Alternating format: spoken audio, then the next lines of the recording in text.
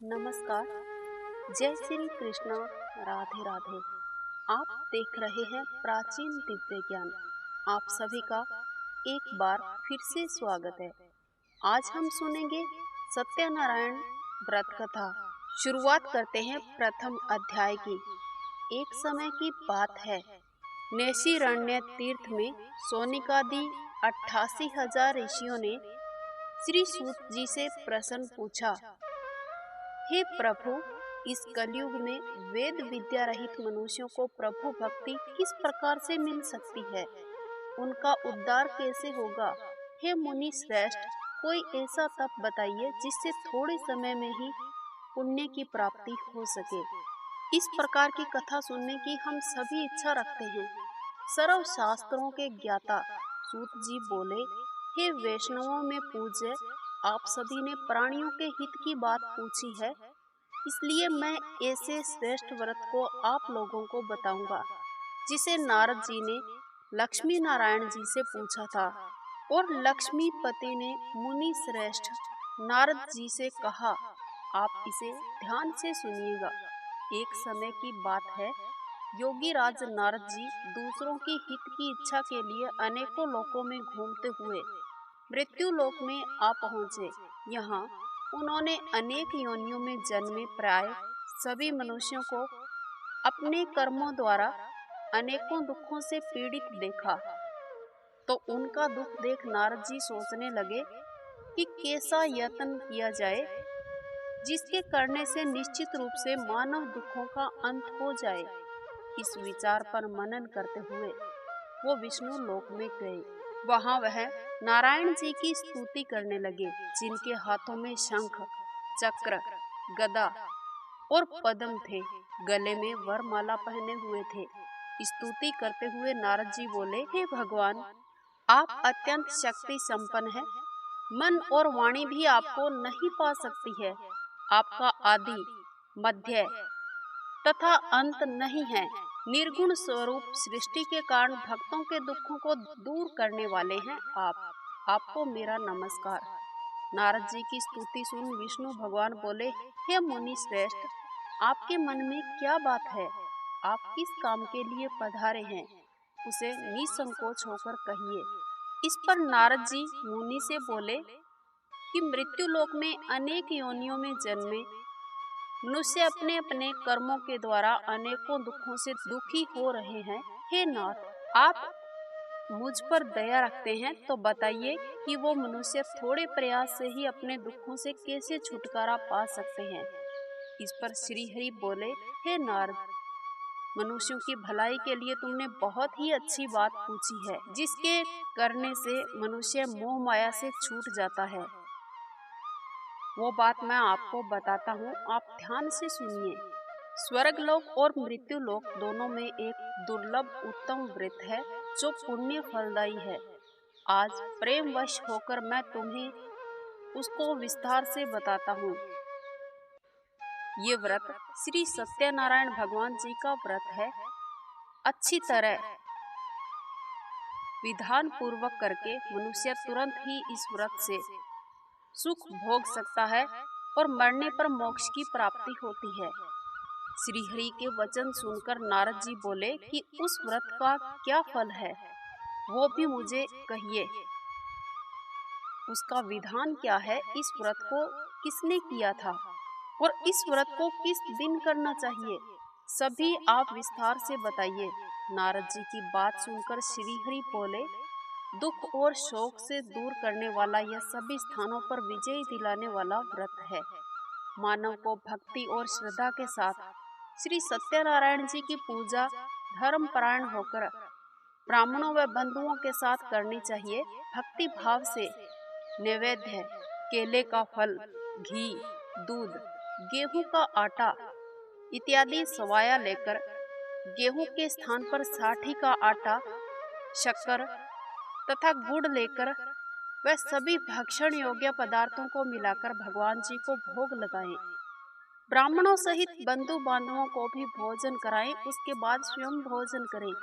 भजन कीर्तन के साथ भगवान की भक्ति में लीन हो जाएं। इसी तरह से सत्यनारायण भगवान का ये व्रत करने से मनुष्य की सारी इच्छाओं की पूर्ति होती है। इस कली काल अर्थात कलयुग में मृत्यु लोक में मोक्ष का यही एक सरल उपाय बताया गया है। इसी के साथ हमारा सत्यनारायण भगवान की व्रत कथा का प्रथम अध्याय संपूर्ण होता है। अब हम शुरू करते हैं सत्यनारायण व्रत कथा द्वितीय अध्याय।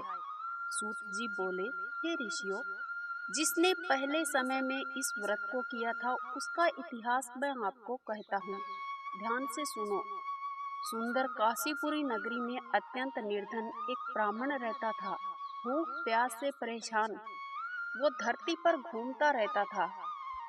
ब्राह्मणों से प्रेम करने वाले भगवान ने एक दिन ब्राह्मण का वेश धारण करके उनके पास जाकर पूछा, हे विप्र, नित्य दुखी होकर तुम पृथ्वी पर क्यों घूमते हो? वो दीन ब्राह्मण बोला, मैं निर्धन ब्राह्मण हूँ, भिक्षा के लिए इस धरती पर घूमता हूँ। हे भगवान, यदि आप इसका कोई उपाय जानते हो तो मुझे बताइए। वृद्ध ब्राह्मण कहता है कि सत्यनारायण भगवान मन वांछित फल देने वाले हैं, इसलिए आप उनका पूजन करो। इसे करने वाले मनुष्यों को सभी दुखों से मुक्ति मिलती है। वृद्ध ब्राह्मण बनकर आए सत्यनारायण भगवान उस निर्धन ब्राह्मण को व्रत का सारा विधान बताकर अंतर्ध्यान हो गए। ब्राह्मण मन ही मन सोचने लगा कि जिस व्रत को वृद्ध ब्राह्मण करने को कहकर गया है मैं उसे जरूर करूंगा। ये निश्चय करने के बाद उसे रात में नींद नहीं आई।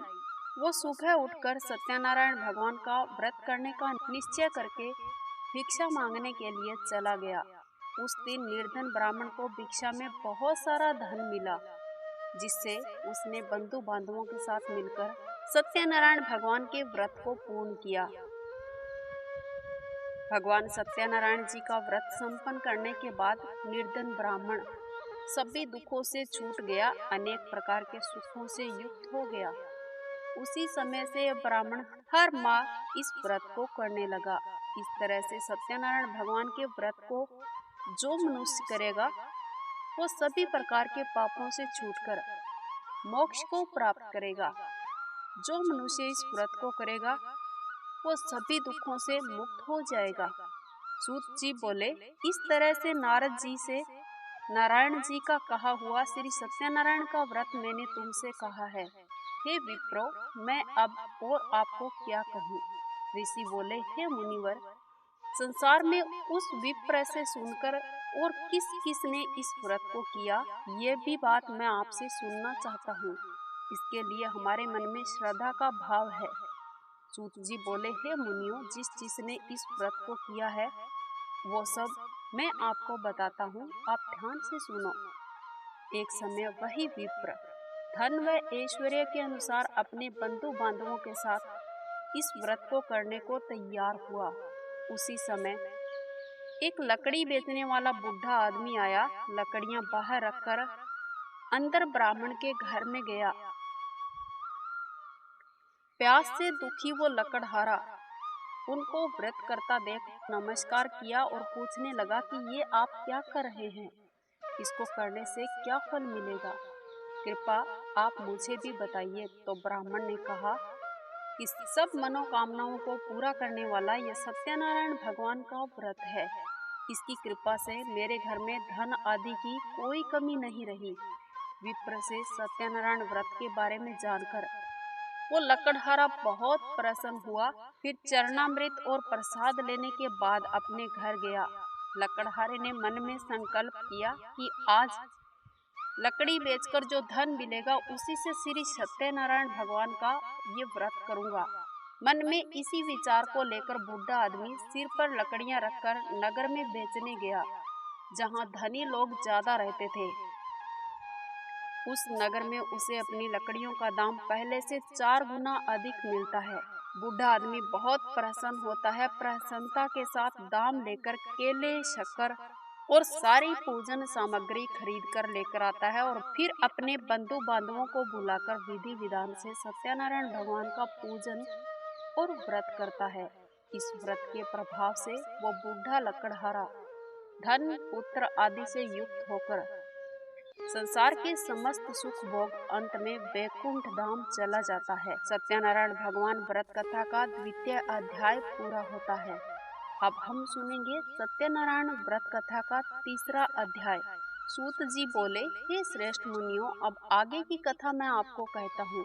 किसी समय में उल्कामुख नाम का एक बुद्धिमान राजा था। वो सत्यवक्ता और जितेंद्रिय था। प्रतिदिन देव स्थानों पर जाता, निर्धनों को धन देकर सबके कष्ट दूर करता था। उसकी पत्नी कमल के समान मुख वाली सती साध्वी थी। भद्रशिला नदी के तट पर उन दोनों ने सत्यनारायण भगवान का व्रत किया था। उसी समय एक साधु नाम का वेश्य आया। उसके पास व्यापार करने के लिए बहुत सारा धन भी था। राजा को व्रत करता देखकर वो विनय के साथ पूछने लगा, हे राजन, भक्ति भाव से पूर्ण होकर आप ये क्या कर रहे हैं? मैं आपसे सुनने की इच्छा रखता हूँ, आप मुझे भी बताइए। तब राजा बोले, हे साधु, अपने बंधु बांधवों के साथ पुत्रादि की प्राप्ति के लिए एक महाशक्तिमान श्री सत्यनारायण भगवान का व्रत व पूजन कर रहा हूँ। राजा के वचन सुनकर साधु आदर से बोला, हे राजन, मुझे इस व्रत का सारा विधान कहिए। आपके कथानुसार मैं भी इस व्रत को करूँगा। मेरे भी कोई संतान नहीं है। इस व्रत को करने से निश्चित ही मुझे संतान की प्राप्ति होगी। राजा से व्रत का सारा विधान सुनकर व्यापार से निवृत्त होकर वो अपने घर गया। उस साधु वैश्य ने अपनी पत्नी को संतान देने वाले इस व्रत का वर्णन कह सुनाया और कहा कि जब मेरी संतान होगी तब मैं इस व्रत को करूँगा। साधु ने इस तरह के वचन अपनी पत्नी लीलावती से कहे। एक दिन लीलावती सत्यनारायण भगवान की कृपा से गर्भवती हो गई। फिर उसके गर्भ से एक सुंदर कन्या ने जन्म लिया। दिनों दिन वो ऐसे बढ़ने लगी जैसे कि शुक्ल पक्ष में चंद्रमा बढ़ता हो। माता पिता ने अपनी कन्या का नाम कलावती रखा। एक दिन लीलावती ने मीठे शब्दों में अपने पति को याद दिलाया कि आपने सत्यनारायण भगवान के जिस व्रत को करने का संकल्प किया था उसे करने का समय अब आ गया है। आप इस व्रत को करिए। साधु बोला, हे प्रिय, इस व्रत को मैं उसके विवाह पर करूँगा। इस प्रकार अपनी पत्नी को आश्वासन देकर वो नगर की ओर चला गया। कलावती पिता के घर में बड़ी होती गई। साधु ने एक बार नगर में अपनी कन्या को सखियों के साथ देखा तो तुरंत ही दूत बुलाकर कहा कि मेरी कन्या के योग्य वर देखकर आइए। साधु की बात सुनकर दूत कंचन नगर में पहुंचा। वहां जाकर लड़की के सुयोग्य वाणिक पुत्र को ले आया। सुयोग्य लड़के को देख साधु ने बंधु बांधवों को बुलाकर अपनी पुत्री का विवाह करवा दिया। लेकिन दुर्भाग्य की बात ये कि साधु ने अभी भी सत्यनारायण भगवान का व्रत नहीं रखा था। इस पर भगवान क्रोधित हो गए और श्राप दे दिया। साधु को अत्यधिक दुख मिलने लगे। अपने कार्य में कुशल साधु बनिया जमाई को लेकर समुद्र के पास स्थित होकर रत्नासारपुर नगर में गया। वहां जाकर दोनों दामाद ससुर मिलकर चंद्रकेतु राजा के नगर में व्यापार करने लगे। एक दिन भगवान सत्यनारायण की माया से एक चोर राजा का धन चुराकर भाग रहा था। उसने राजा के सिपाहियों को अपना पीछा करते हुए देख चुराया हुआ धन वहीं पर जाकर रख दिया जहां वो ससुर जमाई रहा करते थे। राजा के सिपाहियों ने साधु वैश्य के पास जाकर राजा का धन पड़ा देखा तो ससुर जमाई दोनों को बंदी बना लिया और राजा की आज्ञा से उनको कारावास में डाल दिया। उनका सारा धन भी उनसे छीन लिया गया। सत्यनारायण भगवान के श्राप से साधु की पत्नी बहुत दुखी हो गई। घर में जो धन रखा हुआ था उसे चोर चुरा कर ले गए। शारीरिक और मानसिक पीड़ा और भूख प्यास से अति दुखी हो अन्न की चिंता में कलावती ब्राह्मण के घर गई। वहां उसने श्री सत्यनारायण भगवान का व्रत होते देखा। फिर कथा भी सुनी और प्रसाद ग्रहण करके रात को घर वापस आ गई। उसकी माँ ने कलावती से पूछा, हे पुत्री, तुम कहाँ गई थी? तुम्हारे मन में क्या है? कलावती ने अपनी माता से कहा, हे माता, मैंने एक ब्राह्मण के घर श्री सत्यनारायण भगवान का व्रत करते हुए देखा है। कन्या के वचन सुनकर लीलावती भगवान के पूजन की तैयारी करने लगी। लीलावती ने परिवार और बंधुओं सहित सत्यनारायण भगवान का पूजन किया और उनसे वर मांगा कि मेरे पति और जमाई शीघ्र ही घर आ जाए। साथ ही ये प्रार्थना भी की कि हमारा सबका ये अपराध आप क्षमा कीजिए। श्री सत्यनारायण भगवान इस व्रत से संतुष्ट हो गए और राजा चंद्रकेतु के सपने में दर्शन देकर कहने लगे, हे राजन, तुम उन दोनों वेश्यों को छोड़ दो और तुमने उनका जो धन लिया है वो भी वापस कर दो। अगर ऐसा नहीं किया तो मैं तुम्हारा धन, राज्य और संतान सब कुछ नष्ट कर दूंगा। राजा को ये सब कहकर श्री सत्यनारायण भगवान अंतर्ध्यान हो गए। प्रातःकाल सभा में राजा ने अपना सपना सुनाया, फिर बोले कि इनको कैद से मुक्त कर दो।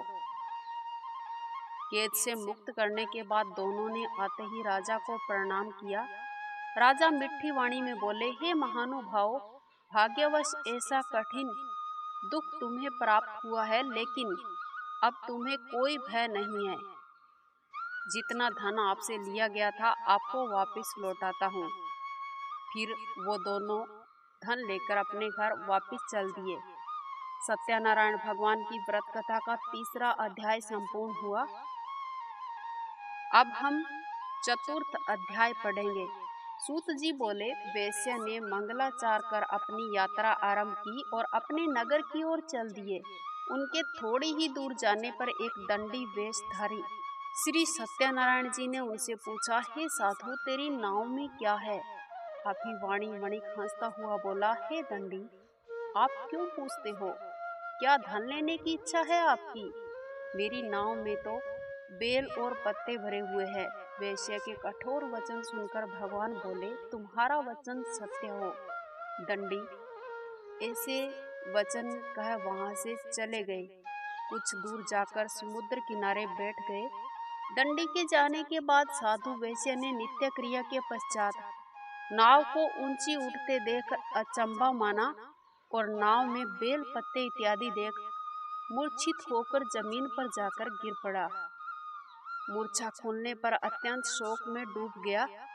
तब उसका दामाद बोला कि आप शोक न मनाएं, ये दंडी का श्राप है, इसलिए हमें उनकी शरण में जाना चाहिए, तभी हमारी मनोकामना पूरी होगी। दामाद जी की बात सुनकर वे दंडी के पास पहुंचे तो अत्यंत भक्ति भाव से नमस्कार करके बोला, मैंने आपसे जो असत्य वचन कहे थे उनके लिए मैं क्षमा मांगता हूँ। ऐसा कहकर महान शोकातुर हो रोने लगा। तब दंडी भगवान बोले, हे वणिक पुत्र, मेरी आज्ञा से बार बार तुम्हें दुख प्राप्त हुआ है, तू मेरी पूजा से विमुख हुआ। साधु बोला, हे भगवान, आपकी माया से ब्रह्मा आदि देवता भी आपके रूप को नहीं जानते, तब मैं अज्ञानी भला आपको कैसे जान सकता हूँ? आप प्रसन्न होइए। अब मैं सामर्थ्य के अनुसार आपकी पूजा करूँगा। मेरी रक्षा करो और पहले के समान नौका में धन भर दीजिए। साधु वैश्य के भक्ति भाव पूर्वक वचन सुनकर भगवान प्रसन्न हो गए और फिर उनको वरदान देकर अंतर्ध्यान हो गए।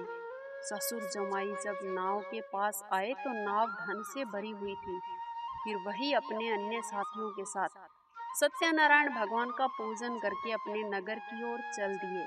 जब नगर के नजदीक पहुंचे तो दूत को घर पर खबर करने के लिए भेजा। दूत साधु की पत्नी को प्रणाम कर कहता है कि मालिक अपने दामाद सहित नगर की ओर लौट रहे हैं।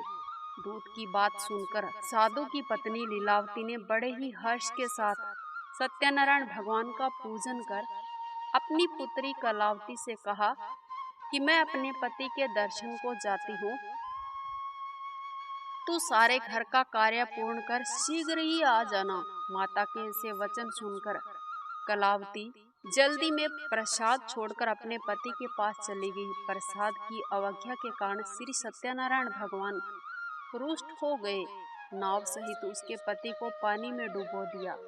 कलावती अपने पति को वहां न पाकर रोती हुई जमीन पर गिर गई और नौका को डूबा हुआ देख वह कन्या को रोता हुआ देख साधु दुखी होकर बोला, हे प्रभु, मुझसे और मेरे परिवार से जो भूल हुई है उसे क्षमा कीजिए। साधु के दीन वचन सुनकर श्री सत्यनारायण भगवान प्रसन्न हुए और आकाशवाणी हुई, हे साधु, तेरी कन्या मेरे प्रसाद को छोड़कर आई है, इसलिए उसका पति अदृश्य हो गया है। यदि वो घर जाकर प्रसाद खाकर लौटती है तो उसे उसका पति अवश्य ही मिलेगा। ऐसी आकाशवाणी सुनकर कलावती घर पहुंचकर प्रसाद खाती है, फिर आकर अपने पति के दर्शन करती है।